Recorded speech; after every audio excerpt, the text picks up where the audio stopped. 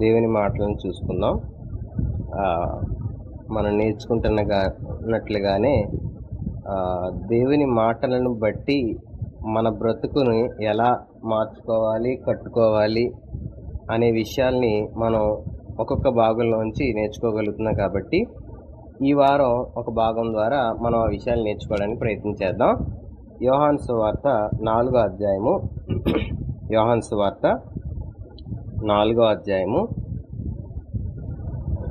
21, 22 మాటలు చదువుదాం. యోహాను సువార్త 4వ అధ్యాయం 21, 22. అమ్మా, ఒక కాలము వచ్చున్నది, ఆ కాలమందు ఈ పర్వతము మీదనైనను యెరూషలేములోనైనను మీరు తండ్రిని ఆరాధింపరు. నా మాట నమ్ముము. మీరు మీకు తెలియని దానిని ఆరాధించువారు, మేము మాకు తెలిసిన దానిని ఆరాధించువారము. రక్షణ యూదులలో నుండియే కలుగుచున్నది అని చెప్పి ఆయన ఈ మాటలు చెప్తున్నారు. ఆ కింద కూడా చదివితే, అయితే యథార్థముగా ఆరాధించువారు ఆత్మతోనూ సత్యముతోనూ తండ్రిని ఆరాధించు కాలము వచ్చుచున్నది, అది ఇప్పుడును వచ్చే ఉన్నది. తన్ను ఆరాధించువారు అట్టివారే కావాలనని తండ్రి కోరుచున్నాడు. దేవుడు ఆత్మ గనుక ఆయనను ఆరాధించువారు ఆత్మతోనూ సత్యముతోనూ ఆరాధింపవలెననెను అని చెప్పి యేసు ప్రభు ఇక్కడ కొన్ని మాటలు చెప్తా ఉన్నారు. అయితే ఈ మాటలన్నీ కూడా ఎవరితో మాట్లాడుతున్నారు అనే విషయాన్ని మనం చూస్తే సమరయ స్త్రీతో మాట్లాడుతున్నారు అనే విషయాన్ని మనం గమనించవచ్చు. అయితే ఒక విషయాన్ని మనం ఆలోచించినప్పుడు, యేసు ప్రభు సమరయలో దారిలోకి వెళ్ళొద్దని చెప్పినప్పుడు ఈ దారిలో ఎలా వెళ్ళాడు అని చాలా మందికి అనుమానం వస్తూ ఉంటుంది. ఈ జర్నీ ఎక్కడ స్టార్ట్ అయింది అని అంటే 3వ అధ్యాయము 22వ వచనంలో ఆయన ఎక్కడున్నారో చెప్తాడు. అలాగే 4వ అధ్యాయము 43వ వచనం చూస్తే ఆయన ఎక్కడికి వెళ్ళాలో చెప్తా ఉంటాడు. సాధారణంగా యూదులకి సమరయులకి ఆ సాంగత్యం ఉండదు. ఆ విషయం 4వ అధ్యాయం 9వ వచనంలోనే చెప్తారు. ఆ స్త్రీ అంటది, యూదులకి మాతో ఏ రకమైన సాంగత్యం ఉండదు కదా, నువ్వు నన్ను ఎలా అడుగుతున్నావు, నాతో ఎందుకు మాట్లాడుతున్నావు అని అనడం మనం చూడగలుగుతాం. ఒకసారి మనం ఆలోచిస్తే ఈ సంఘటనని మనం ఎందుకు అసలు ఆ విషయాలు అని అంటే, ఈ సమరయ అనే మాట సాధారణంగా మనకి పాత నిబంధనలో కనపడదు, నూతన నిబంధనలోనే కనపడుతుంది. మరి అసలు ఎందుకు ఆ యూదులకి సమరయులకి అని అంటే, జనరల్గా పాత నిబంధనలో షోమ్రోను అనే పట్టణం, నూతన నిబంధనలో సమరయ. అది ఎలా అంటే, షోమ్రోన్ అనే హెబ్రీ పదానికి సమరయ అనే గ్రీకు పదం రాయబడింది అనమాట. ఈ రెండు ఒకే ప్రదేశానికి సూచిస్తాయి కాబట్టి షోమ్రోను సమరయ అనే పట్టణాలు ఒకటే. అయితే ఈ షోమ్రోను పట్టణంలో ఏం జరిగింది అంటే, సమరయ అనబడుతున్న షోమ్రోను పట్టణంలో ఏం జరిగింది అని అంటే, అషూరు రాజు యూదుల్ని కొంతమందిని జయించి, అంటే కొంతమందిని అక్కడ నుంచి మిగతా వాళ్ళని వేరే ప్రదేశానికి చెదరగొట్టేసి అనేకమైన ప్రజల్ని ఆ ప్రదేశానికి తీసుకొచ్చినప్పుడు ఈ మిశ్రిత జనం అంటే రకరకాల ప్రజలందరూ ఒక చోట కూడి అక్కడ దేవుని ప్రదేశంగా ఉన్న ఆ జనుల మధ్య దేవునికి తెలియని పద్ధతుల్లో ఆరాధించేవారుగా ఉంటూ గెరిజీము అనే కొండని దేవుని ఆరాధించడానికి వాడతారు. జనరల్గా ఇశ్రాయేలీయులందరికీ ఒక ఆజ్ఞ ఏంటంటే, వారు యెరూషలేములో మాత్రమే ఆరాధించవాలని ఆజ్ఞ వారికి ఇవ్వబడతా ఉంటుంది. ఇవన్నీ కూడా పాత నిబంధనలో 2వ రాజుల గ్రంథంలో ఉంటాయి. 17వ అధ్యాయంలో మనం అన్నీ చదివితే నేర్చుకోవచ్చు. అయితే వారు ఆ ఆజ్ఞను మీరి ఈ గెరిజీము అనే పర్వతం దగ్గర ఆరాధించడం ప్రారంభిస్తారు. ఎందుకు గెరిజీము ప్రాంతంలో సమరయ ప్రదేశంలో ప్రార్థన చేయడం ప్రారంభిస్తారు అని అంటే, ఆ ద్వితీయోపదేశకాండం 11వ అధ్యాయము 29వ వచనంలో ఒక మాట చెప్తారు. ఏంటా మాట అనంటే, దీవెన పలుకులంట ఈ గెరిజీము పర్వతం మీద నుంచి పలకమని మోషేకి ఆజ్ఞ వచ్చింది. కాబట్టి కొంతమంది ప్రజలు నిలబడి ఆ గిరిజీము పర్వతం మీద నిలబడి దీవెన మాటలు పలికారు.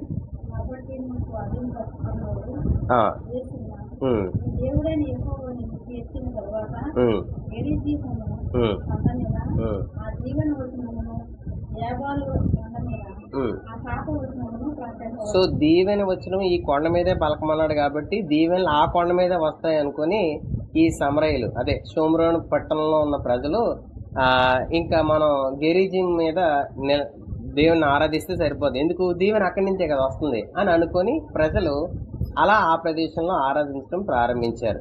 ఇది యూదులు మోషేకి దేవుని కట్టడికి వ్యతిరేకమైన పద్ధతి కాబట్టి వీరిని ద్వేషించడం అనేది వారికి ప్రారంభం అవుతుంది. అయితే వీరు అక్కడే ఉంటారు. ఇశ్రాయేలు ప్రజలు యెరూషలేం నుంచి ఈ అష్షూరు రాజు వల్ల చెదిరిపోయారు కదా. ఈ చెదిరిపోయిన వాళ్ళందరూ కూడా కొంతకాలానికి సమకూర్చబడతారు. ఎప్పటికి అనంటే ఎజ్రా కాలానికి అనమాట. ఎజ్రా 4వ అధ్యాయము. ఈ చరిత్ర అంతా ఎందుకు అనంటే అసలు యేసు ప్రభు మత్తయి సువార్తలో అంటా ఉంటారు కదా, మీరు అన్యుల యొద్దకు వెళ్ళొద్దు, సమరయుల యొద్దకు వెళ్ళొద్దు. సమరయులు అన్యులు అందరూ ఒకటే కదా, అన్యులు అని అనేయచ్చు కదా. కానీ సమరయులకి అన్యులకి తేడా ఏంటనంటే అన్యులు యూదులు కానివారు, మరి సమరయులు ఎవరు అనంటే యూదుల నుంచి వెలివేయని వారు, అంటే మిశ్రిత జనమాట. అందుకు కొంత ప్రాముఖ్యత చరిత్ర తెలుసుకుంటే కొన్ని విషయాలు మనకు అర్థమవుతాయి. ఎజ్రా 4వ అధ్యాయము మొదటి నుంచి 4 వచనాలు మనం కొన్ని చదివితే ఒకసారి ఒక సంగతి అర్థమవుతుంది. అది నేను చదివేస్తే మీకు అంటే వినపడడానికి కానీ, అంటే నేను ఎక్కడ ఆపాలో ఆ విషయాన్ని ఆపుదామని చదువుదాం. ఎజ్రా 4వ అధ్యాయము మొదటి నుంచి చదివితే, అంతటి యూదా వంశస్థులను బెన్యామీనులకును విరోధులైన వారు, చెర నివారణ అయిన వారు ఇశ్రాయేలు దేవుడైన యెహోవాకు ఆలయమును కట్టుచున్న సంగతి విని, చెరలో నుంచి నివారణ అయిన తర్వాత ఇశ్రాయేలీలు ఏమనుకున్నారు, దేవునికి ఆలయం కడదాం అనుకున్నారు. అయితే వీరికి విరోధులు ఎవరు ప్రారంభించారు కదా, అంతటి యూదా వంశస్థులకును బెన్యామీనులకును విరోధులైన వారు ఏం చేయాలనుకుంటున్నారంట, వచ్చి 2వ వచనంలో, మీరు ఆశ్రయించినట్లు మేమును మీ దేవుని ఆశ్రయించేవారము, ఇచ్చటికి మమ్మల్ని రప్పించిన అష్షూరు రాజైన ఎసర్హద్దోను యొక్క కాలం మొదలుకొని మేము యెహోవాకు బలులు అర్పించేవారము, మేమును మీతో కలిసి కట్టేదమని చెప్పిరి. వీళ్ళు కూడా ఏం చేద్దాం అనుకున్నారంటే ఇశ్రాయేలుతో పాటు కలిసి జీవించడానికి ఇష్టపడ్డారు. అయితే ఇశ్రాయేలీలు ఒప్పుకోలేదు. ఎందుకనంటే దేవుని మాట ఉన్నది ఉన్నట్లుగా, చెప్పింది చెప్పినట్లుగా, దేవుని ఇష్ట ప్రకారంగా నడుచుకోవడం యూదులకు అలవాటైన పద్ధతి. దానికి మీరి ఒకసారి సమరయులు తప్పు చేసి దేవుడు ఏదైతే చెప్పాడో ఆ క్రమాన్ని దాటిపోయి వారికి నచ్చింది చేయడానికి ప్రారంభించారు. అలా బ్రతికిన వాళ్ళు సమరయులు అనమాట. అందుకు యేసుప్రభు వారి దగ్గరికి వచ్చి ఈ ప్రయాణంలో ఆయన ఒక ప్రణాళిక, దేవుని ఉద్దేశాన్ని నెరవేర్చడానికి ఈ యూదయ నుంచి గలిలయకు వెళ్ళేటప్పుడు సమరయ ప్రదేశానికి వచ్చాడు. అలా వచ్చి ఈ సమరయ స్త్రీతో మాట్లాడేటప్పుడు ఆయన ఒక విషయాన్ని బయలుపరిచాడు. అప్పుడు ఆ స్త్రీ ఏం చెప్పింది అని అంటే, ఇప్పుడు మనం చదువుకున్న విషయాల్లో నుంచి ఆ మాట చెప్తుంది ఆవిడ. 20వ వచనం చదివితే, మా పితరులు ఈ పర్వతమందు ఆరాధించరి గాని ఆరాధింపవలసిన స్థలం యెరూషలేములో ఉన్నదని మీరు చెప్పుదురు అని చెప్తుంది. అంటే ఏంటి, వీళ్ళు ఆరాధించే క్రమంలో ఈ పర్వతం అంటే గెరీజిం పర్వతం షోమ్రోన్లో, సమరయ అనబడే సోమ్రోన్లో ఆరాధించే ప్రదేశం మేము ఆరాధిస్తున్నాం, మీరేమో యెరూషలేంలోనే ఆరాధించాలి అని చెప్పి మీరంటారు యూదులు అని చెప్పి వారితో మాట్లాడాడు. సో ఇవంతా జరిగేటప్పుడు ఆయన ఏం చెప్పాలనుకున్నాడు అని అంటే, నిజానికి దేవునిని ఆరాధించడానికి ఒక చర్చికి వెళ్ళినా, లేకపోతే ఒక గుడికి వెళ్ళినా, ఒక మసీదుకి వెళ్ళినా వారి దృక్పథం ఏంటి అనేది ఆలోచిస్తే, దేవుణ్ణి పరిశుద్ధుడు కాబట్టి మనం వెళ్ళి దేవుని ఆ పరిశుద్ధత పొందుకోవాలి, దేవుడు ఎలా ఉన్నాడో నేను అలా మార్చబడాలి, లేకపోతే దేవుని దగ్గర నుంచి ఏదైనా దేవుని పొందుకోవాలి. ఇవి జనరల్గా మనిషికి దేవుని ఆరాధించాలి అనేటప్పుడు ఉండే దృక్పథాలు. అయితే మనం బైబిల్లో ఉండే క్రమాన్ని మనం గనక చూస్తే ఏమని నేర్చుకోవచ్చు అని అంటే, ఏమని నేర్పిస్తుంది అంటే, ఇశ్రాయేలు ప్రజలు ఎప్పుడైనా దేవుని కలుసుకోవడానికి మోసే అందరి జనాంగాన్ని పిలిచినప్పుడు అందరికీ ఏం చెప్పేవాడు అని అంటే, బాబు మిమ్మల్ని మీరు పవిత్రపరచుకొని దేవుని దగ్గర కలుసుకోవడానికి రండి, లేకపోతే ఏమవుతారు, చచ్చిపోతారని చెప్పేవాడు. జనరల్గా సాధారణంగా మనుషులందరికీ భయం ఏంటనంటే, దేవుని దగ్గరికి వెళ్ళాలి అంటే మన వల్ల కాదురా, పూజారి ఉంటాడు కదా, లేకపోతే పాస్టర్ ఉంటారు కదా, ఆ గర్భగుడిలోకి మనం వెళ్తే ఇంక అయిపోతాం, లేకపోతే ఆ లోపల చర్చిలోకి వెళ్తే మనం అయిపోతాం, ఈ భయం ఉంటుంది దేవుణ్ణి ఆరాధించడానికి వెళ్ళే ప్రజలలో. అయితే యేసుప్రభు ఏం చెప్తున్నారు అని అంటే, ఇక్కడ ఆలోచిస్తే మనం, అయితే యథార్థముగా ఆరాధించేవారు ఆత్మతోనూ సత్యముతోనూ తండ్రిని ఆరాధించు కాలము వచ్చుచున్నది,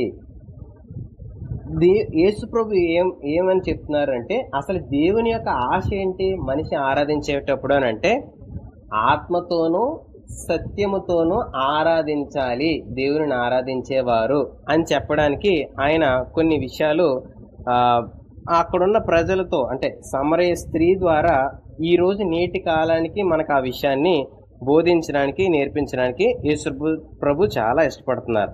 ఇప్పుడు మనం ఆలోచిస్తే ఈ విషయం, ఈ చరిత్ర అంతా తెలుసుకున్న తర్వాత మనకి అసలు సమరయులు ఎవరో, ఎక్కడి నుంచి వచ్చారో ఏంటో తెలిసింది.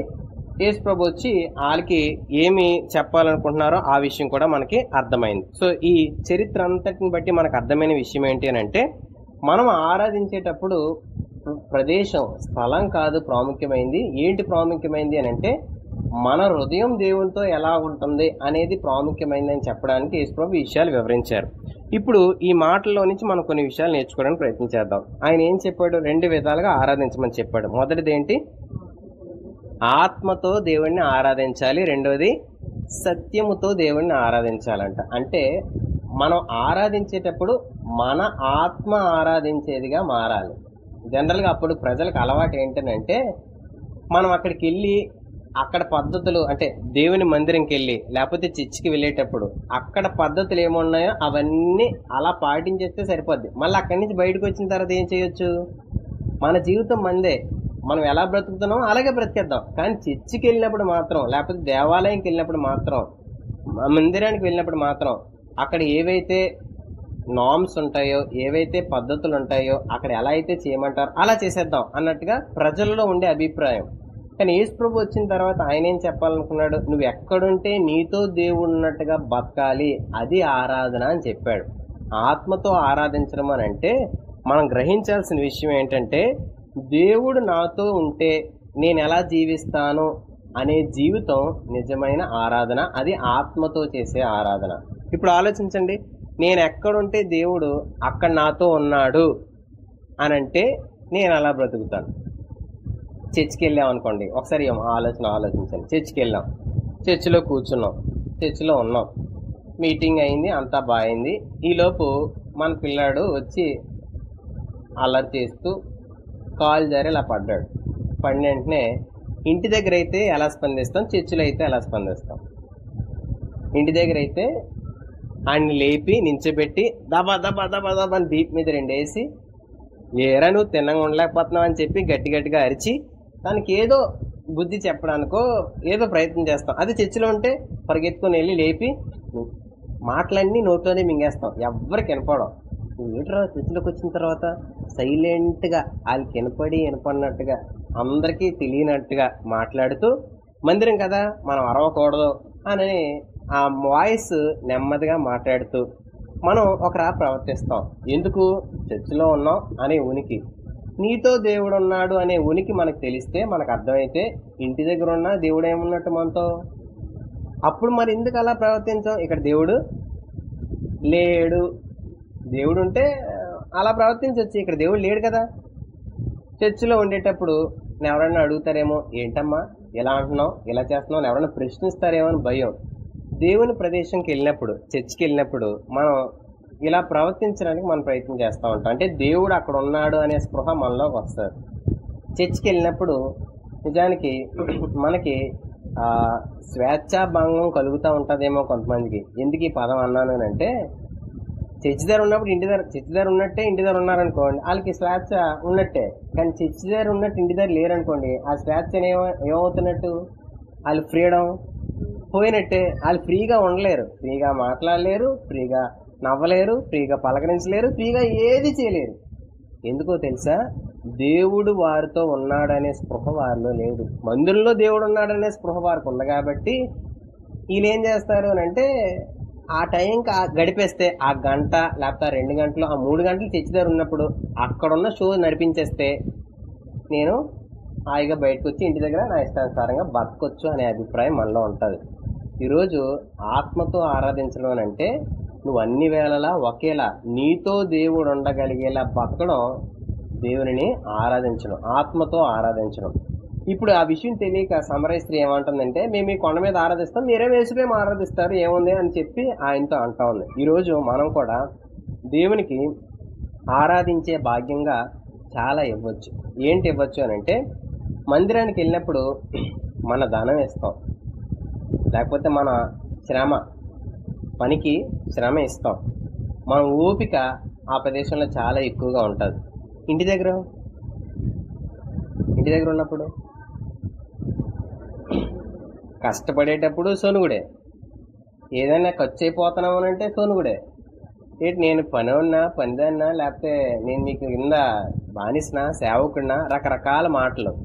చర్చికి వెళ్ళినప్పుడేమో దేవునికి చేస్తున్నామనే భావన, ఇంటికి వచ్చినప్పుడేమో ఎవరికి చేస్తున్నాం? ఎవరో బయటోడికి చేస్తున్నాం. ఆయన ఎవరికి చేసినా ఎలా చేయమన్నాడు? నాకు చేసినట్టుగా మీరు చెయ్యండి ఏ పని చేసినా అన్నాడు.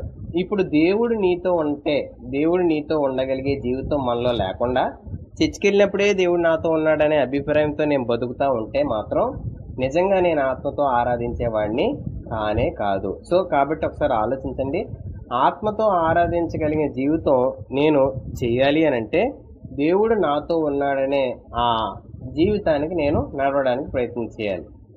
దేవుడు మనతో ఉన్నాడనేటప్పుడు మందిరంలో మనం ఉండేటప్పుడు మన ప్రవర్తన విషయం కానీ, మన వస్త్రం కానీ, మన మాట కానీ, మన చూపు కానీ, అన్ని విషయాల్లో కూడా ఏదో ఒక రకమైన మెలుకు ఉంటుంది.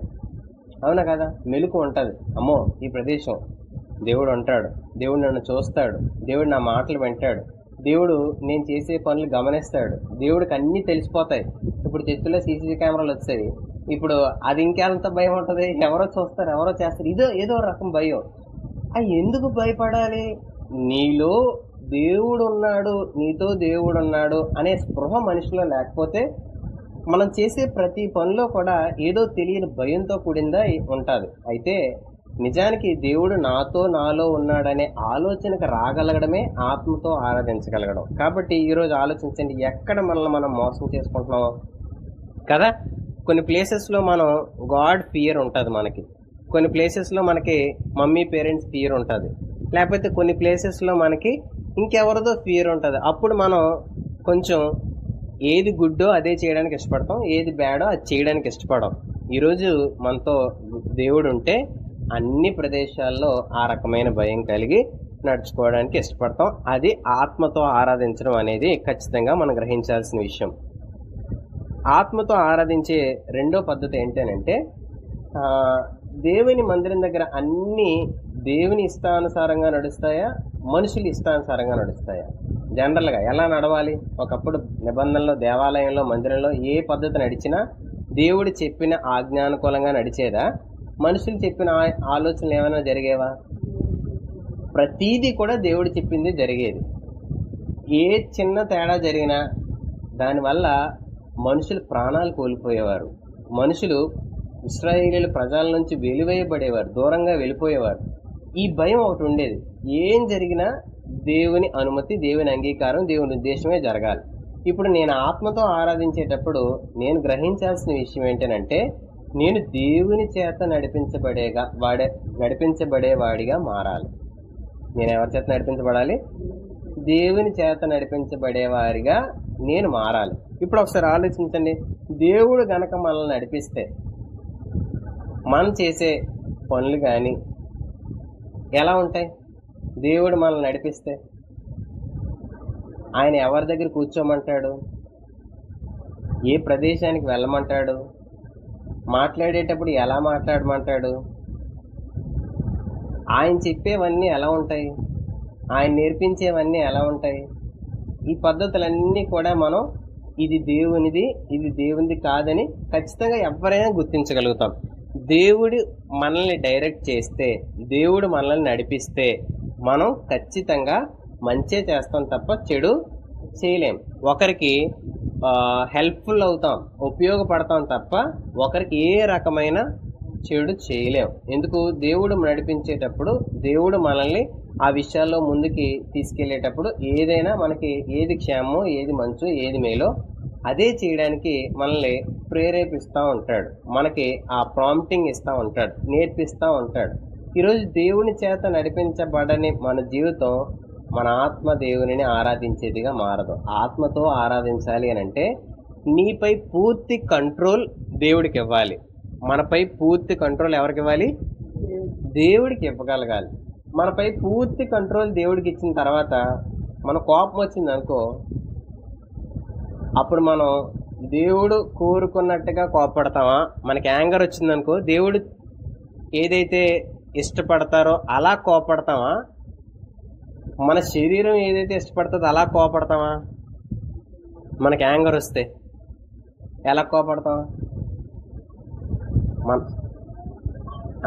మన బాడీ హ్యాపీ అవ్వాలి.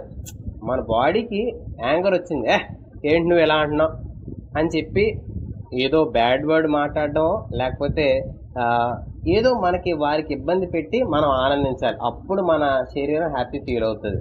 నిజానికి దేవుని కోపం ఎలా ఉంటుంది అనంట, ఏది దేవుడు ఆనందిస్తాడో అలా చేస్తాడు, ఏది దేవుడు సంతోషిస్తాడో అలా చేస్తాడు.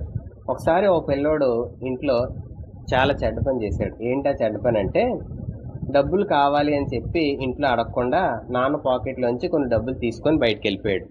ఇప్పుడు ఆ డాడీ పాకెట్లోంచి డబ్బులు బయటికి తీసుకెళ్ళిపోయిన తర్వాత ఆ విషయం ఇంట్లో తెలిసిన తర్వాత తల్లిదండ్రులకి జనరల్గా కోపం వస్తుంది రాదా? ఈడేం చేశాడు? దొంగతనం చేశాడు. ఇప్పుడు ఆ కోపం వచ్చినప్పుడు మమ్మీ డాడీ ఏం చేస్తారు, ఎలా చేస్తారు అని చెప్పి తెలిసిపోయిందని చెప్పి పిల్లోడికి తెలిసి ఇంటికి రావడానికి భయపడతా ఉంటే ఇంటికి వచ్చిన తర్వాత తల్లిదండ్రులు ఏం చేశారనంటే చాలా చక్కగా ఆ విషయాన్ని నేర్పించారు. ఎప్పుడైనా ఏదైనా నువ్వు చేస్తే తెలియదు, మేము చూడలేము అని నువ్వు ఎప్పుడు అనుకోవద్దు, మాకు అన్నీ తెలుస్తాయి. కాబట్టి నువ్వు చేసింది తప్పు అని నీకు తెలిసింది కదా, మరొకసారి చేయకు. నువ్వు చేసింది చాలా బ్యాడ్ అని నీకు అర్థమవుతుంది కదా, నీకెందుకు ఫియర్ వచ్చింది అని కూర్చోబెట్టి పిల్లోడితో మాట్లాడితే, నేను తప్పు చేశాను కాబట్టి నాకు ఫియర్ వచ్చింది, నాకు భయం వేసింది అని చెప్పి పిల్లోడు చెప్పాడంట. అప్పుడు వెంటనే తల్లిదండ్రులు చెప్పారంట, నిజమే, మంచి చేస్తే నీకు భయం ఉండదు, చెడ్డ చేసావు కాబట్టి నీకు ఫియర్ వచ్చింది, నీకు భయం వచ్చింది. కాబట్టి నువ్వు గుడ్ వేలో డైరెక్ట్ చేయబడితే, మంచి దారిలో నడిస్తే నీకు భయం ఉండదు, చెడ్డ దారిలో నడిస్తే నీకు భయం వస్తుంది. అప్పుడు నువ్వు గాడ్ని హ్యాపీ చేయలేవు అని చెప్పి చెప్పారంట. ఇప్పుడు ఆలోచించండి, మనం దేవుడు చేత నడిపించబడే మన జీవితంలో మనకి ఎప్పుడైనా భయం వేస్తుందంటే, మనకి ఎప్పుడైనా కంగారు వస్తుంది అని అంటే, మనం దేవుడు మనల్ని డైరెక్ట్ చేస్తున్నట్టుగా, దేవుడు మనల్ని నడిపిస్తున్నట్టుగా మనం నడడానికి ఇష్టపడలేదు, కానీ మన ఇష్ట ప్రకారం మనం నడడానికి ఇష్టపడుతున్నాం అనేది మనం గ్రహించాలి ఎప్పుడు మనలో ఏదైనా భయం వస్తే. కాబట్టి ఖచ్చితంగా దేవుడు డైరెక్ట్ చేస్తే రాంగ్ అనేది మనం చేయం. అన్నీ ఏం చేస్తాం? రైట్ థింగ్సే చేస్తాం. ఏది గుడ్డో అదే చేస్తాం, ఏది గాడ్ని హ్యాపీ చేస్తుందో అదే చేస్తాం. ఈరోజు మన జీవితాల్లో కూడా దేవుణ్ణి హ్యాపీ చేసే విషయాలు చేసినప్పుడే మనం దేవుని చేత నడిపించబడం అనేది గుర్తించాలి. మొదటిది ఏం నేర్చుకున్నాం? ఆత్మతో ఆరాధించడం అని అంటే, గాడ్ నాతో ఉంటే నేను ఎలా బతుకుతాను, దేవుడు నాతో ఉంటే నేను ఎలా బతుకుతాను అనేది నేను బ్రతకగలిగినప్పుడు దేవుణ్ణి ఆత్మతో ఆరాధించేవాడిని. రెండోది, దేవుని చేత నడిపించబడేటప్పుడు నేను ఆత్మతో దేవుణ్ణి ఆరాధించేవాడిని. కాబట్టి నాపై పూర్తిగా అథారిటీ, అధికారం ఎవరికి ఇవ్వాలి? దేవుడికి ఇవ్వాలి. నా ఎమోషన్స్ అన్నీ కూడా దేవుడే కంట్రోల్ చేయగలగాలి. నాకు కోపం వచ్చినా, నాకు ఆనందం వచ్చినా, నాకు ప్రేమ వచ్చినా. ఇప్పుడు కోపం వస్తే మనం ఇలా ప్రయత్నం చేస్తాం, మరి హ్యాపీనెస్ వస్తే ఎలా ప్రయత్నం చేస్తాం? హ్యాపీనెస్ వస్తే వీ వాంట్ టు సెలబ్రేట్.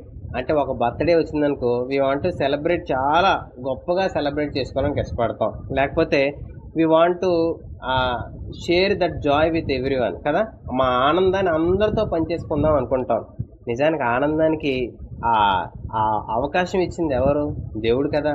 దేవుని బట్టే మనకు ఆనందం, ఆ సంతోషం. కాబట్టి దేవుడు సంతోషించేదిగా మనం ఆ విషయాల్లో పని చేయగలగాలి. కాబట్టి దేవుని చేత నడిపించబడేటప్పుడు దుఃఖం వచ్చినా, అదే కోపం వచ్చినా, లేకపోతే ఆనందం వచ్చినా, ఏదైతే దేవుడు ఇష్టపడతాడో అలాగే చేయడానికి, అలాగే నడవడానికి ఇష్టపడతాం. మరొక వేలో మనం నడవడానికి ఇష్టపడం. కాబట్టి ఈరోజు దేవుని ఆత్మతో ఆరాధించడం అని అంటే, మొదటిది దేవుడు నాతో ఉన్నాడనే జీవితం జీవించడం, రెండోది దేవుని చేత నడిపించబడ్డం, మూడోది ఏంటనంటే దేవుని మందిరంలోకి వెళ్ళిన ప్రతిసారి కూడా ఎవరికి మహిమపరిచేవారు? వారందరూ దేవునినే మహిమపరిచేవారు. వారు ఏం చేసినప్పటికీ కూడా అంతా మహిమ కూడా, గ్లోరీ అంతా దేవుడికే. ఇప్పుడు మనం కూడా ఆత్మతో ఆరాధించడం అని అంటే, మన జీవితంలో జరిగే ప్రతి దాన్ని బట్టి కూడా దేవుణ్ణి మహింపరచాలి. ఇప్పుడు మనం ఏదైనా చాలా కష్టపడి వర్క్ చేసిన తర్వాత, మనం ఇంట్లో ఏదైనా పని చేసాం, మనం ఇంట్లో ఏదైనా వర్క్ చేసాం, ఆ వర్క్ చేసిన తర్వాత క్రెడిట్ అంతా ఎవరు పొందుకోవడానికి ప్రయత్నం చేస్తాం? మనం పొందుకోవడానికి ప్రయత్నం చేస్తాం. మమ్మీ, నేను ఎంత కష్టపడ్డానో, please give me some credit, నాకు ఏదైనా ఇవ్వు, నాకు ఏదైనా చెయ్యి అని చెప్పి చేస్తాం. మన స్కూల్లో ఏదైనా బాగా కష్టపడి ఆ స్కూల్లో బాగా మంచి గ్రేడ్స్ తెచ్చుకున్నాం అనుకో, we expect something to give our parents కదా. మన తల్లిదండ్రులు మనకి ఏదైనా ఇవ్వాలి, మనకి ఏదైనా చేయాలి, లేకపోతే మన భర్త మనం పొగడాలి, మన భార్య మనల్ని పొగడాలి, మనల్ని ఎవరైనా ఐడెంటిఫై చేయాలి, గుర్తించాలి అనుకుంటాం. నిజానికి ఆరాధించే భావం మనలో ఉండేటప్పుడు, మన ఆత్మ ఆరాధించేదిగా మారేటప్పుడు అంత మహిమ కూడా దేవునికి ఇవ్వడానికి ప్రయత్నం చేస్తూ ఉంటాం. ఎందుకు అనంటే గాడ్ మనకి ప్రతిదీ కూడా ఇచ్చాడు. ఏంటా ప్రతిదీ? జ్ఞానం ఇచ్చాడు, మనకి నేర్చుకోగలిగిన బుద్ధిని ఇచ్చాడు. అన్నీ గాడే ఇచ్చినప్పుడు మనం అంతా క్రెడిట్ ఎవరికి ఇవ్వాలి? గాడ్కే ఇవ్వాలి కదా. కానీ క్రెడిట్ ఎవరు తీసుకుందాం అనుకుని ఇష్టపడతాం? మనం తీసుకోవడానికి ఇష్టపడతాం, లేకపోతే మనల్ని ఐడెంటిఫై చేయడానికి ఇష్టపడుతూ ఉంటాం. ఆత్మతో ఆరాధించడానికి మనం ప్రయత్నం చేసేటప్పుడు అంట ఈ 3 విషయాలు మనం జ్ఞాపకం చేసుకోవాలి. ఏంటని? దేవుడు మనతో ఉండగలిగేలాగా మన లైఫ్ ఉండాలి. రెండోది, మన లైఫ్ని గాడ్ డైరెక్ట్ చేస్తే ఎలా డైరెక్ట్ చేస్తాడో అలా మనం నడవాలి. మూడోది, మన లైఫ్ అంతా కూడా గాడ్ని ప్రేస్ చేసేదిగా మారాలి. మనం ఏం చేసినా, మన జీవితంలో ఏం జరిగినా దేవునికే మహిమ చెందాలి. కాబట్టి అలా బతకడం, ఆత్మతో ఆరాధించడం. రెండోది, సత్యముతో ఆరాధించడం అంటే ఏంటి? మరి మన స్పిరిట్తో ఆరాధించడం అంటే ఏంటో చూడగలిగాం. మరి సత్యముతో దేవుణ్ణి ఆరాధించడం అంటే ఏంటంటే, ఒక మాటలో చెప్పాలి అంటే యేసులా మార్చబడ్డం. సత్యముతో దేవుణ్ణి ఆరాధించడం అంటే అలా ఏంటంటే యేసులా మార్చబడడమే ట్రూత్ అన్నమాట. ఏదైనా ట్రూత్ మనకు తెలిసిందనుకోండి, దాని ప్రకారం చేయడానికి కానీ, దాని ప్రకారం మనం బ్రతకడానికి కానీ ఇష్టపడతాం. ట్రూత్ ఏదైనా మనకు తెలిస్తే దాని ప్రకారం చేయడానికి కానీ, దాని ప్రకారం బతకడానికి కానీ, అది మనం పొందేసుకుందాం అనేది ఎవ్రీ హ్యూమన్ చేసే పని. ప్రతి ఒక్క మనిషి కూడా అలా ఉండడానికి ఇష్టపడుతూ ఉంటాడు. ఈ ట్రూత్ ఏంటి అని అంటే యేసులా మార్చబడ్డం. ఒక 3 విషయాలు మనం నేర్చుకోవాలి. ఈ ట్రూత్ విషయంలో మనం నేర్చుకునేటప్పుడు ఏంటా 3 విషయాలు అని అంటే, మొదటిది, దేవుడు న్యాయవంతుడు అనే ట్రూత్ మనం నేర్చుకోవాలి. God is justice. దేవుడు న్యాయవంతుడు అని అంటే ఆయనలో ఏ రకమైన కూడా అన్యాయం చేయడు. దేవుడు ఏం చేసినా కూడా జస్టిస్ చేస్తారు, న్యాయమే చేస్తారు, అన్యాయం చేయరు అనేది మనం గ్రహించి బ్రతకడం సత్యముతో దేవుడిని ఆరాధించడం. అంటే ఎలా పాసిబుల్ అంటే, ఎవరైనా మనకు అన్యాయం చేశారనుకోండి, మనం వారికి అన్యాయం చేస్తామా చేయమా? ఇప్పుడు ఎవరైనా మనల్ని హర్ట్ చేశారనుకోండి, ఎవరైనా మనల్ని బాధ పెట్టారనుకోండి, మనం వారిని బాధ పెట్టడానికి ఇష్టపడమా? ఇష్టపడతాం. ఎందుకు? వాళ్ళు నన్ను హర్ట్ చేశారు, వాళ్ళు నన్ను దుఃఖపెట్టారు, సో నేను కూడా వారిని దుఃఖపెట్టడం మంచిదే కదా, అది న్యాయమే కదా, అదే కదా జస్టిస్ అని అంటాం. కానీ నిజానికి న్యాయం ఏంటి అని అంటే, నేను అవతలివాడు తప్పు చేసినా, నన్ను హర్ట్ చేసినా, నన్ను బాధ పెట్టినా, నేను చేయాల్సింది ఏంటి అని అంటే, గాడ్ ఏది రైట్ చేయమని చెప్పాడో, ఎలా నడవమని చెప్పాడో అలా నడవడం జస్టిస్. నిజానికి గాడ్ ఎప్పుడు కూడా అన్యాయం చేయమని చెప్తాడా? గాడ్ ఎప్పుడు కూడా అన్యాయం చేయమని చెప్పరు. గాడ్ ఎప్పుడు కూడా న్యాయం చేయమని చెప్తారు. కాబట్టి వాళ్ళు హర్ట్ చేశారని మనం హర్ట్ చేయకూడదు, వారు బాధ పెట్టారని మనం బాధ పెట్టకూడదు, వారు మనకి ఇబ్బంది పెట్టారని మనం వారికి ఇబ్బంది పెట్టేవారిగా మారకుండా ఉండడం, దేవుడు న్యాయవంతుడు అని చెప్పి నేను నమ్మి బతకడం, అది సత్యంతో బతకడం. అంటే ట్రూత్ ఎప్పుడు కూడా నేను చేస్తున్న పనిని బట్టి దేవుడు మారిపోకూడదు. ఇప్పుడు నేను అన్యాయం చేశాను అనుకోండి, దేవుడు ఎలాంటి వాడని నేను చెప్తున్నట్టు? అన్యాయం చేసేవాడు దేవుడు అని చెప్తున్నట్టు. కానీ ట్రూత్ ఏంటి? దేవుడు న్యాయవంతుడు, దేవుడు ఏ రకంగా అన్యాయం చేయడు, దేవుడు న్యాయమే చేస్తాడు. మరి వారు అన్యాయం చేస్తే నేను చేయడం కూడా న్యాయమే కదా అని అనొచ్చు. నిజానికి వారి హ్యాబిట్ అన్యాయం, మరి మన హ్యాబిట్ ఏంటి? అన్యాయం కాదు కదా. వారి హ్యాబిట్ని బట్టి వారు అలా చేశారు, వారి ప్రవర్తన అదే కాబట్టి వారు అలా ప్రవర్తించారు. కానీ మన ప్రవర్తన మంచిది కదా, మన ప్రవర్తన న్యాయమైంది కదా, దేవుడు మనకు నేర్పించింది ఒకరికి మంచి చేయడం కదా, మనం ఎలా తప్పు చేస్తాం అనే స్పృహతో మనం ఖచ్చితంగా ఒకరికి ఎప్పుడు కూడా హెల్పే చేయాలి తప్ప ఒకరికి ఎప్పుడు కూడా హర్ట్ చేయకూడదు, వారికి ఇబ్బంది పెట్టకూడదు, బాధ పెట్టకూడదు. రెండోది ఏంటనంటే దేవుడు ప్రేమ కలిగిన వాడు అని చెప్పి మనం బతకాలి. మొదటిది ఎలా బతకాలి? దేవుడు న్యాయవంతుడు అనే బ్రతుకు మనలో ఉంటే అది సత్యంగా దేవుడిని ఆరాధించేవారు. రెండోది ఏంటంటే దేవుడు ప్రేమ గలవాడు అనే బ్రతుకు మనం బతకడం దేవుడు సత్యముతో మనం ఆరాధించే జీవితానికి అదొక రుజువు. ఎలా సత్యంతో ఆరాధించడానికి దేవుడు ప్రేమ గలవాడు అని అంటే, ఒకరికి అర్హత ఉంటే ప్రేమిస్తామా, అర్హత లేకపోయినా ప్రేమించగలమా? అర్హత ఏంటి చెప్పండి? ఎవరైనా ప్రేమించేటప్పుడు మనం ఏ అర్హతలు చూస్తాం? మన స్థాయా కాదా, వారు they are like us are not కదా, వారు మనలాంటి స్థాయా కాదా, లేకపోతే వారు ఎప్పుడైనా మనకి హెల్ప్ఫుల్ అవుతారా లేదా, ఇవన్నీ ఆలోచిస్తూ ఉంటాయి. కొన్ని అర్హతలు మనం పెట్టుకుంటూ ఉంటాం, అంటే కొన్ని స్టాండర్డ్స్ పెడతాం. ఇలా ఉంటే చేయొచ్చు, ఇలా ఉంటే చేయకూడదు. కానీ దేవుడు మనల్ని ప్రేమించేటప్పుడు ఆయన స్టాండర్డ్లో మనం లేకపోయినా మనల్ని ప్రేమించాడు. అంటే మనం ఎంత కిందకి దిగిపోయినప్పటికీ కూడా మనల్ని దేవుడు ప్రేమించడానికి ఎప్పుడు కూడా ఏ కండిషన్ కూడా పెట్టలేదు. కానీ ఈరోజు మనం ఫ్రెండ్స్ని చూస్ చేసుకునేటప్పుడు మనకు కొన్ని కండిషన్స్ పెడతాం. వీడు నాకు నచ్చుతాడు, వీడు నాకు నచ్చడు, వాళ్ళైతే నాకు ఓకే, వీళ్ళైతే నాకు నాట్ ఓకే అని మనం కొంతమందిని చూస్ చేసుకుంటాం. ఎందుకు అలా చూస్ చేస్తాం? వాళ్ళు నీకు ఉపయోగపడరానా, వాళ్ళు నీ స్థాయి కాదనా, లేకపోతే వాళ్ళు నువ్వు అనుకున్నట్లుగా నీకు నచ్చినట్లుగా ఏది చేయరానా, ఈ రకరకాల ఆలోచనలు మనలో ఉంటాయి. కానీ నిజంగా మనం దేవుడు ప్రేమించేవాడని ఆరాధించేవారమైతే, అదే ట్రూత్ అయితే, మనం ఆయన ప్రేమించినట్లుగా అందరినీ ప్రేమించగలగాలి. అంటే ఒకరిని ద్వేషించి ఒకరిని ప్రేమించే మనసు మనలో ఉండకూడదు.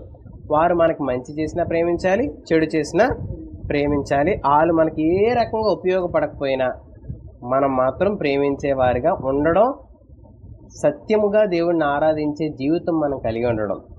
ఆత్మతో ఆరాధించే జీవితం ఎలా ఉన్నదో చూసాం. సత్యముగా ఆరాధించే జీవితం కూడా మనం అర్థం చేసుకోగలిగితే మనం వారి యొక్క ఏ అర్హత చూడకుండా మనం ప్రేమించడానికి ప్రయత్నం చేస్తాం. కాబట్టి మన జీవితంలో వారు ఏ రకమైన హెల్ప్ చేయగలిగిన స్థాయి వారిలో లేకపోయినా, వారి వల్ల మనకి ఏ ఉపయోగం లేకపోయినా మనం ఏం చేయగలుగుతాం? వారిని ప్రేమించగలుగుతాం. ఆఖరిగా ఏంటనంటే దేవుడు దీర్ఘశాంతుడు అనే ట్రూత్ మనం మన జీవితంలో ఫాలో అవ్వగలుగుతాం. సత్యముగా దేవుడిని ఆరాధించడం అని అంటే దేవుడు దీర్ఘశాంతుడు అనే ట్రూత్ని మనం ఫాలో అవుతాం. ఎందుకు దీర్ఘశాంతుడు అని అంటే ఒకరిని ఫర్గివ్ చేయగలగాలి. మన జీవితంలో అందరినీ ఫర్గివ్ చేయగలగాలి. మీకు ఎనిమీస్ ఎవరైనా ఉన్నారా? మీ కళ్ళు మూసుకోండి ఒకసారి. మీ కళ్ళు మూసుకుంటే మీ ఐస్ అన్ని క్లోజ్ చేసి మీ ఎనిమీ మీకు కనబడతాడు. కనబడ్డా మీకు ఎనిమీ ఎవరైనా? మనకి ఎనిమీస్ ఉండొచ్చా? ఉండకూడదు. మనకి ఎనిమీ ఉన్నాడు అని అంటే దేవుడు ప్రతిసారి కూడా వెయిట్ చేస్తాడనమాట. ఎందుకు వెయిట్ చేస్తాడు అని అంటే ఏ ఒక్కరు కూడా చెడ్డగానే ఉండాలని ఇష్టపడరు, కొంతకాలానికి మారుతారు. మనం ఎందుకు వెయిట్ చేయాలి అని అంటే వారిని మంచివారిగా మార్చడానికి మనం ప్రేయర్ చేస్తూ వారి కోసం వెయిట్ చేయగలగాలి. అలా మనం వెయిట్ చేయగలిగినప్పుడే మనం సత్యముగా దేవుణ్ణి ఆరాధించేవారు. ట్రూత్గా దేవుణ్ణి ఆరాధించాలి అని అంటే ఆయన ఎలా ఉన్నాడో అలా మార్చబడాలి. యేసు భూమి మీదకి వచ్చి దేవుడు ఎలా ఉన్నాడో అలా మనకు చూపించి నేర్పించాడు. యేసు ఏం నేర్పించాడు మనకి? దేవుడు న్యాయవంతుడని నేర్పించాడు, దేవుడు ప్రేమించేవాడని నేర్పించాడు, దేవుడు దీర్ఘశాంతం కలిగి ఉన్నాడని నేర్పించాడు. అందుకు మనం ఈ 3 విషయాలు యేసులా మార్చబడ్డానికి. ఇప్పుడు ఈ దీర్ఘశాంతంగా ఉండాలి అని అంటే ఫస్ట్ మనం ఏం చేయాలి? ఫర్గివ్ చేయాలి, అందరినీ ఫర్గివ్ చేయాలి. ఇప్పుడు ఎవరైనా మనకి ఇంకా మనం ఫర్గివ్ చేయలేని వారు ఉంటే ఇప్పుడు ఈ మాట విన్నాం కదా, దేవుడు మనకు చెప్పాడు కదా, వాళ్ళని ఫర్గివ్ అడగాలి, ఫర్గివ్ చెయ్యాలి. అలా ఫర్గివ్ చేసినప్పుడే మనం సత్యంగా దేవుడిని ఆరాధించేవారు. మన లోపల హార్ట్లో ఎనిమీ ఉంటూ నేను దేవుని ప్రేజ్ చేస్తాను అని అంటే ఆ ప్రేజ్ దేవుని దగ్గరికి వెళ్ళదు, ఆ ప్రేజ్ దేవుని దగ్గరికి వెళ్ళదు. కాబట్టి మనం ఒకరిని క్షమించగలిగినప్పుడు మాత్రమే మనం దేవుణ్ణి ప్రేజ్ చేయగలం. రెండోది ఏంటి అని అంటే ఆల్వేస్ గివ్ అనదర్ ఆప్షన్, అంటే అనదర్ చాయిస్. ఒక అవకాశం మనం ఇవ్వాలి ఇతరులకి ఎప్పుడు కూడా. మరొక అవకాశం అని అంటే ఒకటే అవకాశమా? తప్పు చేసినప్పుడల్లా మరో అవకాశం ఇవ్వగలగాలి. దీర్ఘశాంతం అంటే అది. అందుకే ఆ పదం ఎలా రాశారంటే తెలుగులో దీర్ఘశాంతం అని రాస్తారు. ఎందుకు దీర్ఘశాంతం అంటే కొద్ది కాలానికి అయిపోయేది కాదంట. ఎంత కాలానికి అయిపోయేది? అది చాలా కాలం వరకు ఉండేదనే ఆ మాట రాస్తారు. కాబట్టి always give another chance, other choice. ఎప్పుడు కూడా ఎవరైనా మనల్ని మనకు నచ్చింది ఏదైనా చేశారనుకోండి, మనల్ని ఎవరైనా మనకి ఏదో హార్ట్లో ఇబ్బంది కలిగించేదిగా వాళ్ళు ఏదైనా చేశారనుకోండి, మనకి ఇంకొక అవకాశం ఇస్తావా? అలాంటి వారికి ఎంత నిన్ను నమ్మానురా, నేను ఎంత ట్రస్ట్ చేశాను, నువ్వు నా ట్రస్ట్ని బ్రేక్ చేసావు, నా నమ్మకాన్ని వమ్ము చేసావు, ఇంక నేను నీకు చాయిస్ ఇవ్వను, ఇంక నేను నీకు అవకాశం ఇవ్వను, ఇంక నీకు నా లైఫ్లో అసలు అవకాశమే లేదు అని చెప్తా ఉంటాం. Never ever say like that. ఎప్పుడు కూడా అలా మనము మాట్లాడకూడదు. ఎలాంటి వ్యక్తినైనా సరే గివ్ అనదర్ చాయిస్ అంటే వాళ్ళు ఏం చేసినా మనం యాక్సెప్ట్ చేయాలా? అలా అని కాదు. వాళ్ళు ఏం చేసినప్పటికీ కూడా మన జీవితంలో వారిని ఇలా చేయాలి, వారిని ఇలా ఇబ్బంది పెట్టాలి, వారు ఇలా బాధ అనుభవించాలి, నేను అనుభవించినట్టుగా వారు కూడా అనుభవించాలి అని ఏ రోజు ఎదురు చూడకుండా వారు ఆ బలహీనతని విడిచిపెట్టేలాగా, వారు ఆ వీక్నెస్ని వదిలేసేలాగా మనం వెయిట్ చేసి వారి కోసం ప్రేయర్ చేయడం అనేది దేవునిని సత్యముతో ఆరాధించడం. ఆఖరిగా ట్రూత్తో మన దేవుడిని ఆరాధించడం అంటే ఏంటంటే టిల్ ద లాస్ట్ బ్రెత్, మన లైఫ్ ఆఖరి బ్రెత్ వరకు కూడా వీ హ్యావ్ టు లివ్ ఒకేలా బ్రతకాలి. మనం ఒకేలా బతకడానికి ఇష్టపడిన మన జీవితం ఆఖరి బ్రత్ వరకు, మన ఊపిరి మనలో ఉన్నంత వరకు ఒకేలా బతకడం దీర్ఘశాంతం కలిగి సత్యముతో దేవుణ్ణి ఆరాధించేవారం. అంటే ఏంటనంటే ఈరోజు మనం చాలా కాలం వెయిట్ చేశానండి, చాలా కాలం ఎదురు చూశాను, ఎన్నోసార్లు ప్రయత్నం చేశాను, ఎన్నో రకాలుగా నేను ఆలోచించాను, కానీ ఏది పనిచేయలేదు. అయినప్పటికీ దేవుడు నా పట్ల ఎలా దీర్ఘశాంతం కలిగి నా జీవితం ఆయనలా మారాలని కోరుకున్నాడో నన్ను నేను మార్చుకుంటూ మరొకరు అలా మారేంత వరకు కూడా నేను దీర్ఘశాంతం కలిగి ఉండడమే సత్యముతో దేవుణ్ణి ఆరాధించడం. ఈ పదాలు నేను మీకు అర్థమైనంత రీతిగా వివరించలేకపోయి ఉండొచ్చు, కానీ ఈ మాట మనం కూర్చొని ధ్యానించగలిగితే, అంటే ఆత్మతో ఆరాధించడం అని అంటే దేవుడు నాతో ఉండగలిగిన జీవితానికి నేను జీవించడం మొదటి విషయం. రెండోది దేవుని చేత నడిపించబడిన జీవితాన్ని తగినట్టుగా నేను జీవించడం. మూడోది నా జీవితం ద్వారా దేవుడు మహిమ పొందుకునేలా బతకడం.